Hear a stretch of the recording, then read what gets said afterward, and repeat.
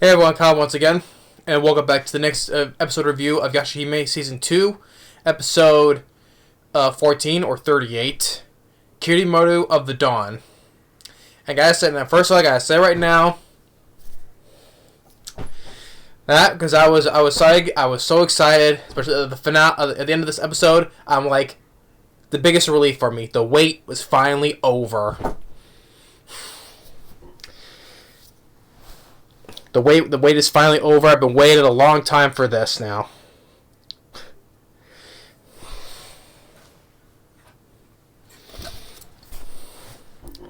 Why? Because I want to. Yes. The wait is finally over, and I'm very happy now. I'll just say it right now. I'm very happy now that Moroha finally found her parents. Well, not finally found, but just finally got to see them finally. And I admit I was very excited. It didn't disappoint me on that anything. I was waiting for this, and I got it, and I was very happy. And yes, I'll get to all that excitement at the end here. But I saw that Kirinmaru of the Dawn was another really great episode.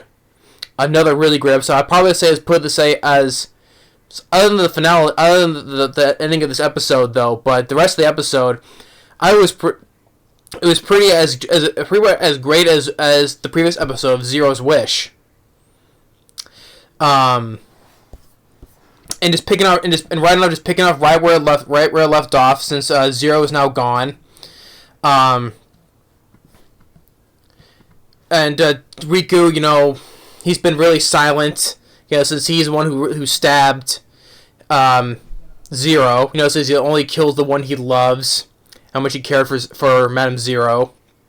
He's been pretty silent, and Toa's telling him that he's okay. He said it is fine. It's what Madame wanted, and even Rion was, a little bit saddened over it as well. And Cecily's telling Toa that she wants to see their mother. She's ready to see her. So, and Rion encourages for him to go because she's waiting. So Toa's happy, and so let's go see her. So they get on Killer, they ride off, but still that Riku, he's just, Toa's still concerned about Riku, so with good reason, just Riku's been a really great character for me, and I really, throughout this whole series, I've enjoyed Riku a lot.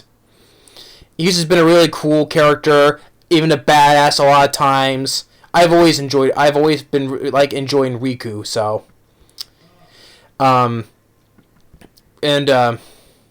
and then Rion goes asks Riku that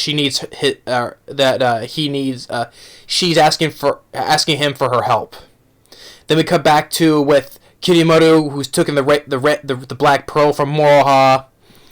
So, the Black Pearl's been connected to the place where the Dog Demon of the West has been laid, and that Moroha's parents are held inside of it. And Moroha just goes right out and attacks him, but catches her in midair with his two fingers, and he's like, didn't you hear what I just said just now? And she's like dangling, and if you want it back, bring me Akiru.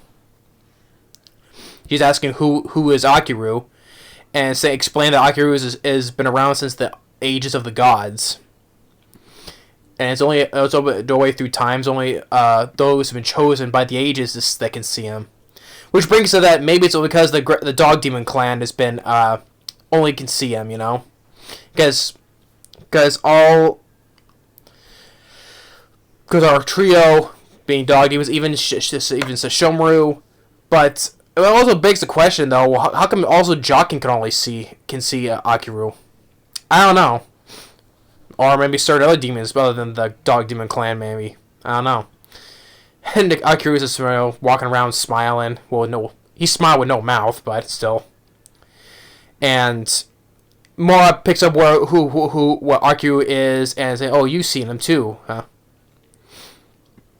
Mention about how Rion told her about that, and so how with the pinwheel, the windmill of time, everything in this world will cease to exist, and Moroha's like, "What, are you kidding me? Why would I help you?" So she puts on a rouge, becomes Beniyasha. And this time, in this episode, she does not pass out within a minute. She lasts a lot longer than a minute. So this time, she's now in more control of herself now. So, and she wants to fight. And Kirinmaru is laughingly saying that, have you already forgotten that I thoroughly crushed you before? Yeah, I remember that. She shoots an arrow. He blocks it. And your powers have increased better. Your spirit power has been increased. And he's saying that this is the third time we fought. Of course, the first time when they were on the beach back in Season 1, and then at the finale of Season 1, and now here. And he's like, "Stop calling me Quarter Demon. My name is Beniyasha." And then back with Towa and Setsuna, Towa's still being concerned of Riku when they see what's going on the horizon. Back inside the Tree of Ages, Rin is able to get back up on her feet now. Nice to see that. She's now... And saying that Towa and Setsuna are coming. And Rin being very excited. Which, I don't blame her. She's very excited. But they hear the ruckus that's going on outside. So Shomaru always... he always seems to know about everything what's going on. And she tells Rin to stay inside, don't leave. Jokin stays with her. And then back with Rion and Riku, and Rio is saying that she wants to kill her father herself. But she's saying that if Kirinmaru dies, basically Riku would die, because since he's the he's been a part of, he was created by his horn. So although it kind of brings up how with Naraku,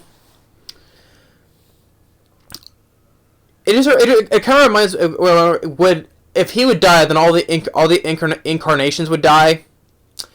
It kind of brings back that, but that begs the question though. Do you remember in the second movie, Through the Looking Glass, when they defeated Naraku, when they supposedly killed him, and like Moroku's curse was lifted, Kawaku's his mind control was broken, right? And then if he was supposedly if he died, wouldn't Kagura and Kanna would have died too? Because we saw them. Because we saw a clip of Kagura, she sensed it, and that she feels her heart again. So that concerns that if Naraku died and yet Kanna and Kagura were still alive, I'm not sure though. That I'm not entirely sure. If Kirinmaru dies, and Riku would die too, since he was from a part of Kirinmaru.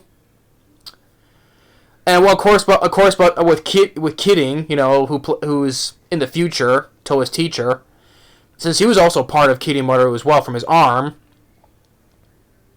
I don't know, that kind of raised the question. I'm not entirely sure on that myself though, but we'll see how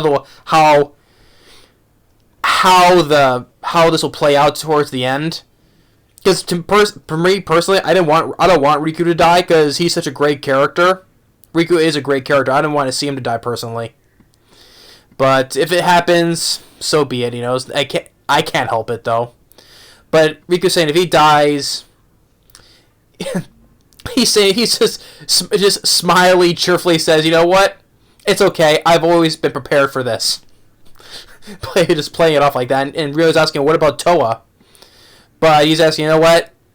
It's fine. It's been nice, spending time with Towa basically, and she gave me a reason to live." And he even kept this one apple seed that back when he first met Towa, and it's when he first got to, we said when he first ate that apple, it was a forbidden fruit that he really liked the taste of it, and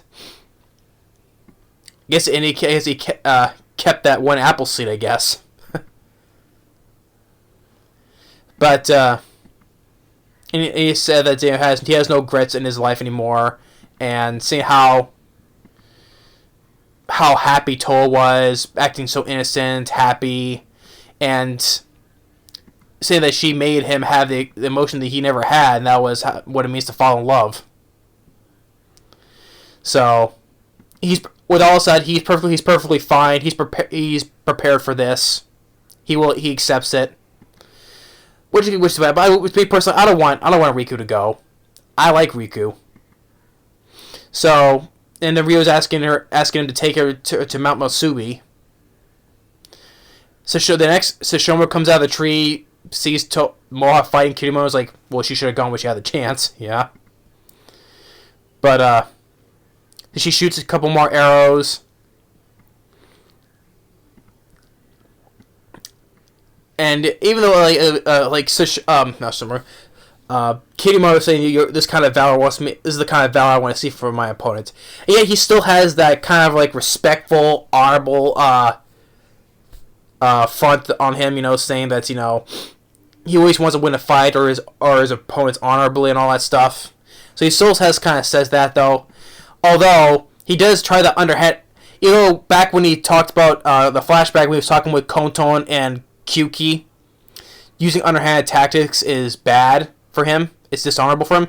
And yet he uses an underhanded tactic on Moroha, blackmailing for give me Akiru or this pearl will go, basically. If he's dealing with he wants to create the degenerate age, and was switching with the windmill of time and Akiru and all that, but I think it's like that's one thing that he just himself didn't want to do. It was improve underhanded tactics. I'm just saying. Kirinmaru sees Sesshomaru. Moroha was like, "Hey, don't look away from me!" And he goes and grabs her by the face and goes and throws her down. I was like, "Oh wow, shit!" He just goes and grabs her by the face and just goes and throws her all the way down.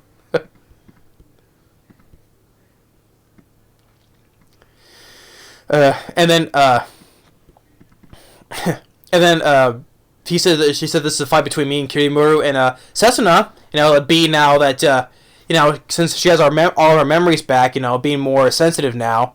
It's like no, we're friends. Remember, we are friends. Towards the same thing, but also we're cousins too. So.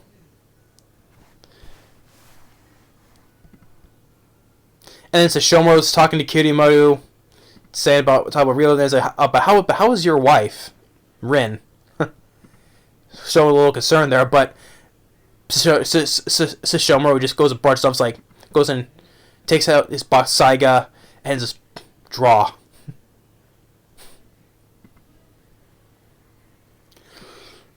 And then he's like, I'm fighting the quarter demon right now. And then I like this. Sesshomaru has that little smug look he smirks with that little smug look on his face, like, I like that, He's like the great Kirinmaru of the Dawn, dueling someone he's already defeated before.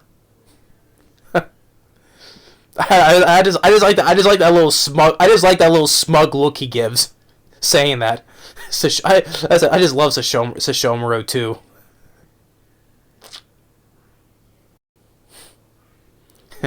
Yeah, I wish I could show that that smug look he gives. And therefore, using such underhanded tactics, how dare you? I'm like, yeah, I guess you are. You're always aiming to become the strongest. In that case, shouldn't your opponent also be the strongest?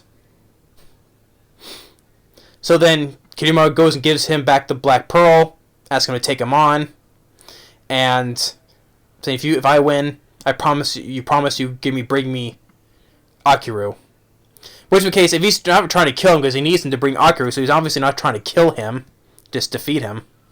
If he wants him to bring Akiru. Of course, when they two collide, it's a big clash, of course. Such a big clash, and they were fighting against each other. And then he shoots and then Kirinmaru shoots that shadow ball, like what Zero did on Toa, but Toa sliced through it. Sesshomaru does the same thing. And then Moroha goes in and shoots and how distracting him. It's like, don't interfere, you little girls.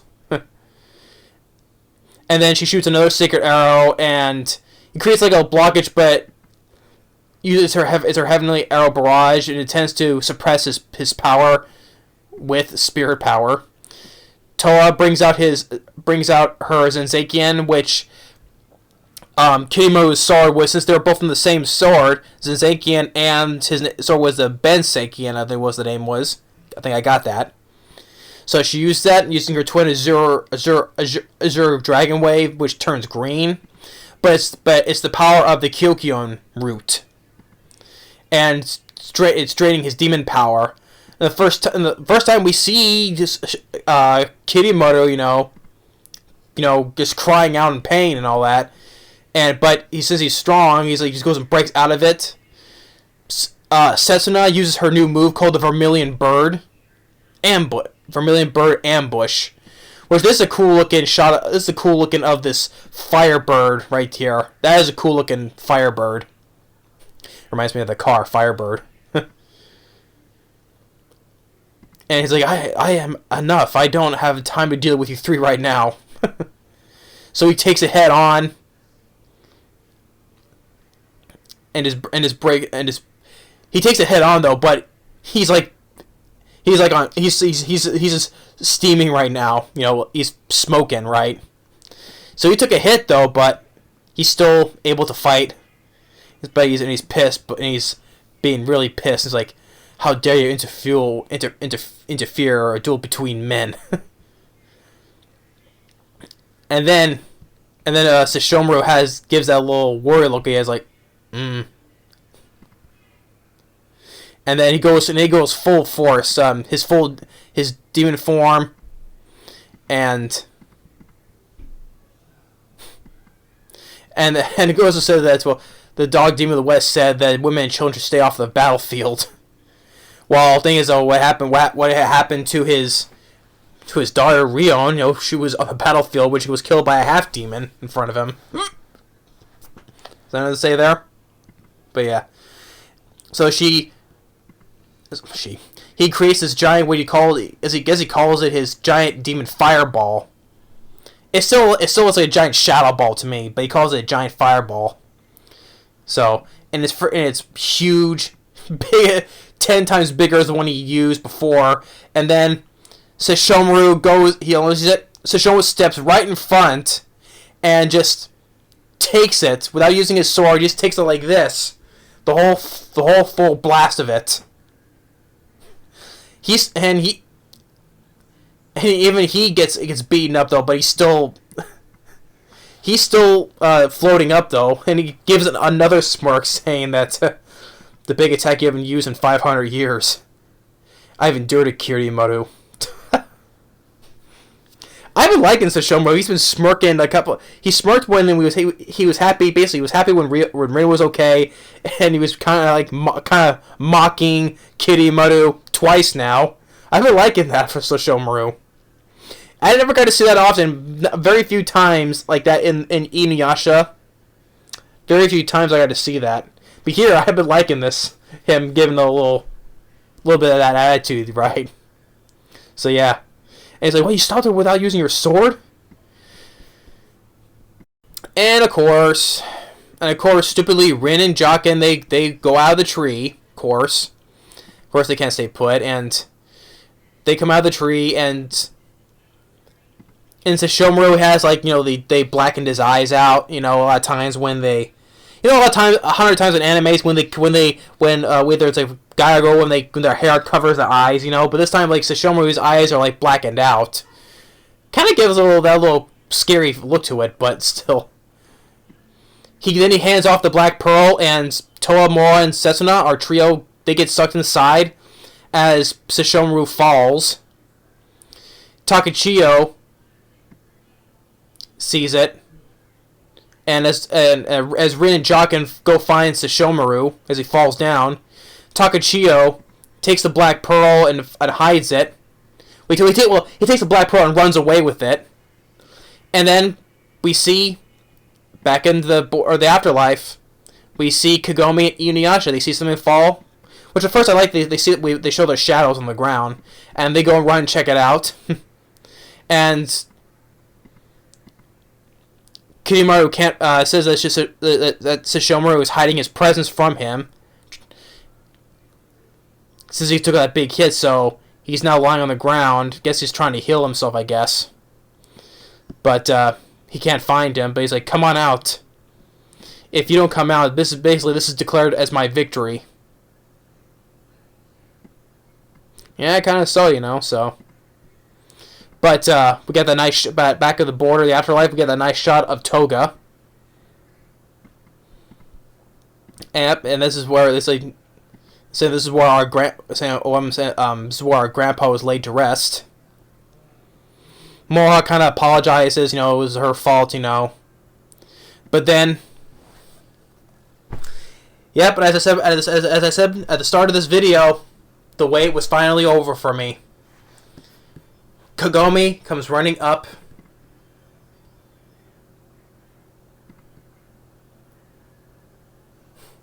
Oh, sorry. I just had to watch this. I'm just watching this part again because I just loved it.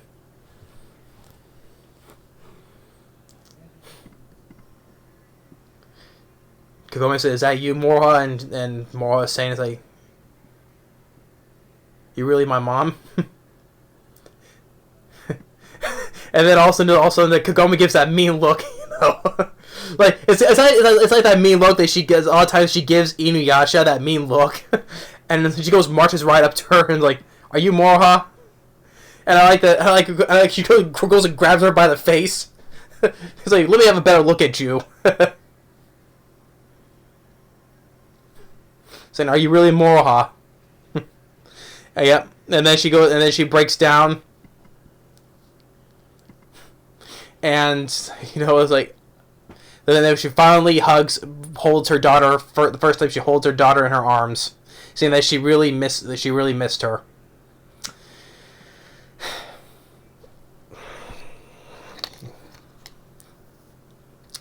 When I saw this, or when this came out, when this premiered, I saw the moment I saw this here. I admit I got a little teary eyed when I saw this. I admit it. Because this is something, it was a moment that I was waiting for this whole entire series, and finally happened, and seeing that Kagome holding her now, that made me happy. That just made me so happy. And she apologized, for leaving you for so long. She said she's sorry. I think I'll put this as my this moment where they're hugging each other, this is I'll put as my thumbnail. Yeah. So, by the way, if you see this thumbnail, this part here where they're hugging, this will be my thumbnail. I said the wait is I said before, the wait is finally over. And Toa and Sesshomaru are watching. They're so happy for her. And then Inuyasha just walks right up.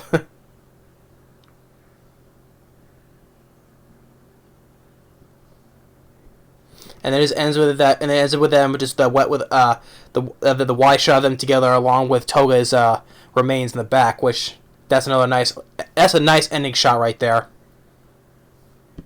But yeah, episode 14, Kirinmaru of the Dawn. I love this episode a lot. The action I enjoy, animation of the action I enjoyed. The fight, especially with Sesshomaru fighting Kirinmaru, then with Moroha. It was really good, and it was especially first I seen Sesshomaru, he smirked twice, and using that little sort of mocking Kirinmaru, which I liked. But at the end, Moroha finally found her parents, got to see them. Kagome finally holding her in her arms, saying, "Sorry for leaving for so long." The fact when she first saw that mean look to her, like she always gave Inuyasha. It's like, just literally, I would just holding, just grabs her face, like, "Let me look at you." Is that you?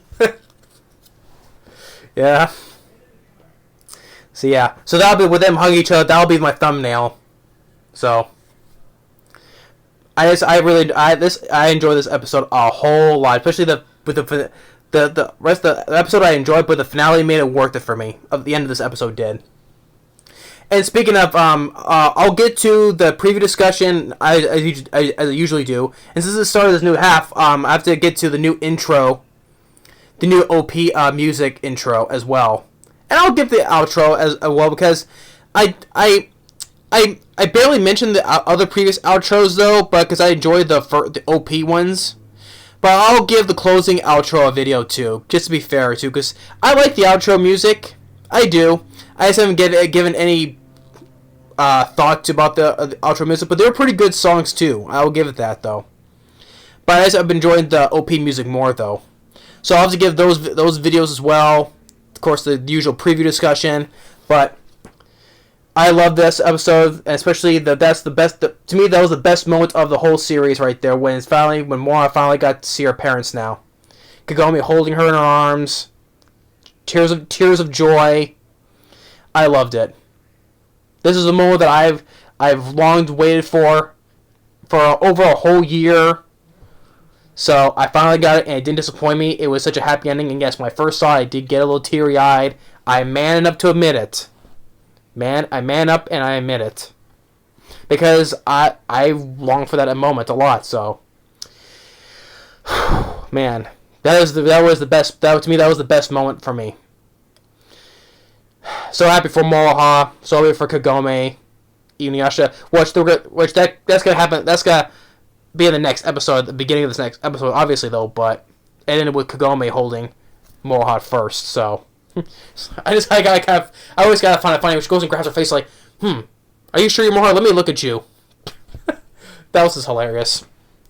Typical that's the humor for that same mean look that she gives, typical of Kagome, So yeah, awesome episode. I loved it, and it's also it's Zero's Wish and this episode have been the best episodes I've seen. Yeah, Zero's Wish and this episode. So yeah, I'm sure the next episode is gonna be just as great as well, because we're gonna get more. It'll be get more when I talk about it in the next preview discussion, the next video. All right, but yeah, going long enough. I love this episode. Happy for Moroha. Definitely thumbs up. I give 2 thumbs up right here. See, 2 thumbs ups. My girl Moroha there. It was really, the wait was finally over, and it paid off well. So yeah, so thanks for watching. Stay tuned for the next preview discussion, and we'll see you later.